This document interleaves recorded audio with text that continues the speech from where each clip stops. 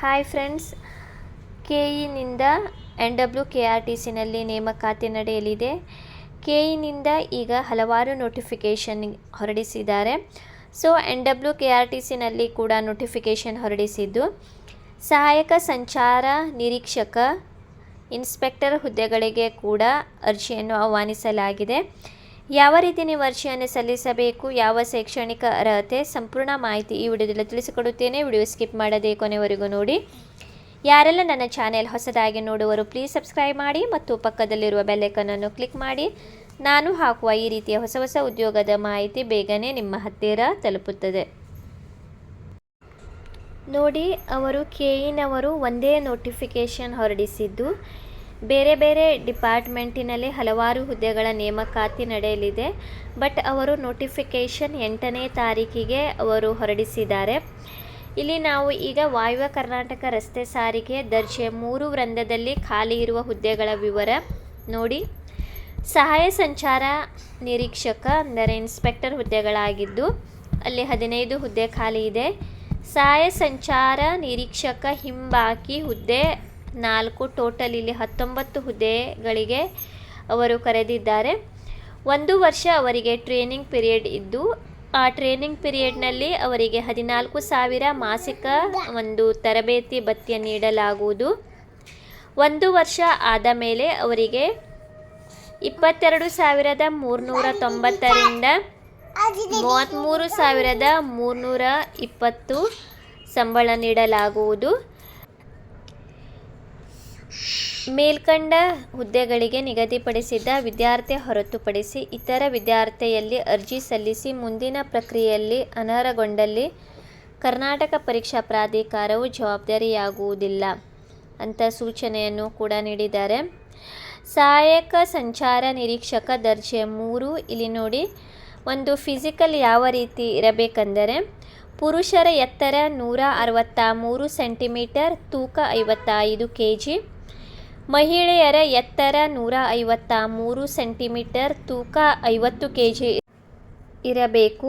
ಅಂಥವರಷ್ಟೇ ನೀವು ನೋಡಿಕೊಳ್ಳಿ ನಿಮ್ಮ ಒಂದು ಹೈಟ್ ಮತ್ತು ವೇಟ್ ಸರಿಯಾಗಿ ಇದೆ ಅಂತ. ಅಂಥವರಷ್ಟೇ ನೀವು ಅಪ್ಲಿಕೇಶನ್ ಹಾಕಿ ಫ್ರೆಂಡ್ಸ್. ಇಲ್ಲದಿದ್ದರೆ ನೀವು ಫಿಸಿಕಲ್ನಲ್ಲಿ ಫೇಲ್ ಆಗುವ ಚಾನ್ಸಸ್ ಇರುತ್ತದೆ. ವಯೋಮಿತಿ ಕನಿಷ್ಠ ನಿಮಗೆ 18 ವರ್ಷ ಆಗಿರಬೇಕು. ಗರಿಷ್ಠ ದಿನಾಂಕ 29/9/2025 ನಿರ್ದೇಶಿಸಿರುವಂತೆ ಒಂದು ಬಾರಿಗೆ ಅನ್ವಯವಾಗುವಂತೆ ಗರಿಷ್ಠ ವಯೋಮಿತಿಯಲ್ಲಿ 3 ವರ್ಷಗಳ ಸಡಿಲಿಕೆಯನ್ನು ನೀಡಲಾಗಿದೆ. ಸಾಮಾನ್ಯ ಅರ್ಹತೆ ಅಭ್ಯರ್ಥಿಗಳಿಗೆ 38 ವರ್ಷ ಮಾಡಿದ್ದಾರೆ. 2A 2B 3A 3B ಅಭ್ಯರ್ಥಿಗಳಿಗೆ 41 ವರ್ಷ. ಪರಿಶಿಷ್ಟ ಜಾತಿ ಪರಿಶಿಷ್ಟ ಪಂಗಡ ಪ್ರವರ್ಗ 1 ಅಭ್ಯರ್ಥಿಗಳಿಗೆ 43 ವರ್ಷದ ವಯೋಮಿತಿ ಸಡಿಲಿಕೆ ನೀಡಲಾಗುವುದು ಫ್ರೆಂಡ್ಸ್. ಅಭ್ಯರ್ಥಿಗಳು ಆನ್ಲೈನ್ ಮುಖಾಂತರ ಭರ್ತಿ ಮಾಡುವ ಮೊದಲು ಅರ್ಹತೆಗೆ ಸಂಬಂಧಿಸಿದ ಎಲ್ಲ ಸೂಚನೆಗಳನ್ನು ಓದಿಕೊಳ್ಳತಕ್ಕದ್ದು ಹಾಗೂ ನೀಡಿರುವ ಸೂಚನೆಗಳನ್ವಯ ಅರ್ಜಿಯನ್ನು ಭರ್ತಿ ಮಾಡತಕ್ಕದ್ದು. ತಪ್ಪು ಅಥವಾ ಸುಳ್ಳು ಮಾಹಿತಿಗಳನ್ನು ನೀಡಿ ಅರ್ಜಿ ಸಲ್ಲಿಸಿದಲ್ಲಿ ಯಾವುದೇ ಸಮಯದಲ್ಲಿಯಾದರೂ ಅಭ್ಯರ್ಥಿತನವು ರದ್ದುಗೊಳಿಸುವುದು ಹಾಗೂ ನಿಯಮಾನುಸಾರ ಅಂಥವರ ವಿರುದ್ಧ ಸರ್ಕಾರ, ಪ್ರಾಧಿಕಾರ, ಸಂಸ್ಥೆಯ ಕಾನೂನನ್ವಯ ಸೂಕ್ತ ಕ್ರಮ ಕೈಗೊಳ್ಳಲಾಗುವುದು ಅಂತ ಮಾಹಿತಿಯನ್ನು ನೀಡಿದ್ದಾರೆ. ಅಪ್ಲಿಕೇಶನ್ ಹಾಕುವಾಗ ನೀವು ಸುಳ್ಳು ಮಾಹಿತಿಯನ್ನು ತುಂಬಬಾರದು. ಯಾವುದು ನಿಮಗೆ ಅಂಕ ಬಂದಿದೆ ಅದೇ ರೀತಿ ಯಾವೆಲ್ಲ ಮಾಹಿತಿ ನೀವು ತುಂಬುತ್ತೀರಿ ಅದು ಸುಳ್ಳಾಗಬಾರದು ಅಂತ ಅವರು ಮಾಹಿತಿಯನ್ನು ಆಲ್ರೆಡಿ ನೀಡಿದ್ದಾರೆ.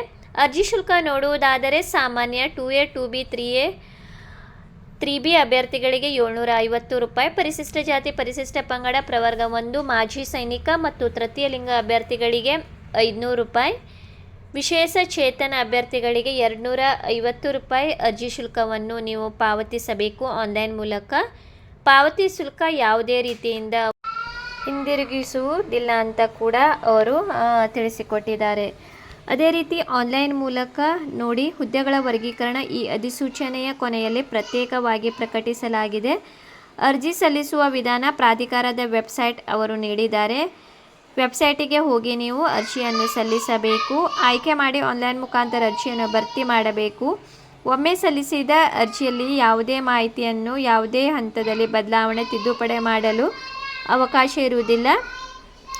ಸೊ ನೀವು ಒಂದು ಸಲ ಅರ್ಜಿಯನ್ನು ಸಲ್ಲಿಸಿದಾಗ ಯಾವುದೇ ರೀತಿಯಿಂದ ಮತ್ತೆ ತಿದ್ದುಪಡಿಗೆ ಅವಕಾಶ ಇಲ್ಲ ಅಂತ ಮಾಹಿತಿ ನೀಡಿದ್ದಾರೆ. ಸೊ ನೀವು ಅರ್ಜಿಯನ್ನು ಸಲ್ಲಿಸುವಾಗ ಮೊದಲೇ ನೋಡಿಕೊಂಡು ಸರಿಯಾಗಿ ಆಮೇಲೆ ನೀವು ಅರ್ಜಿಯನ್ನು ಸಲ್ಲಿಸಬೇಕಂತ ಕೂಡ ತಿಳಿಸಿಕೊಟ್ಟಿದ್ದಾರೆ.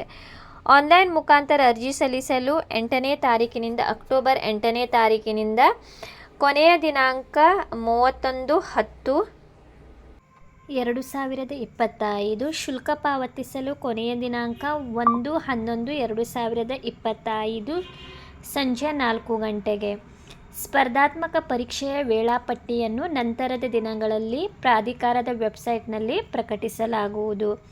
ಶೈಕ್ಷಣಿಕ ಅರ್ಹತೆ ನೋಡುವುದಾದರೆ PUC ಆದವರು 12th ಕಲಾ ವಿಜ್ಞಾನ ವಾಣಿಜ್ಯದಲ್ಲಿ, PUC ಆದವರು 10th+2, ICSE CBSE ಅಥವಾ ತತ್ಸಮಾನ ವಿದ್ಯಾರ್ಥಿ ಅಂದರೆ ತಾಂತ್ರಿಕ ಶಿಕ್ಷಣ ಇಲಾಖೆಯಿಂದ 3 ವರ್ಷಗಳ diploma excluding PUC or 12th standard of open university, open school, JOC, JLC ಇದನ್ನೆಲ್ಲ ಆದವರು ನೀವು ಈ ಒಂದು ಸಂಚಾರ ನಿರೀಕ್ಷಕ ಇನ್ಸ್ಪೆಕ್ಟರ್ ಹುದ್ದೆಗೆ ನೀವು ಅರ್ಜಿಯನ್ನು ಸಲ್ಲಿಸಬಹುದು ಫ್ರೆಂಡ್ಸ್.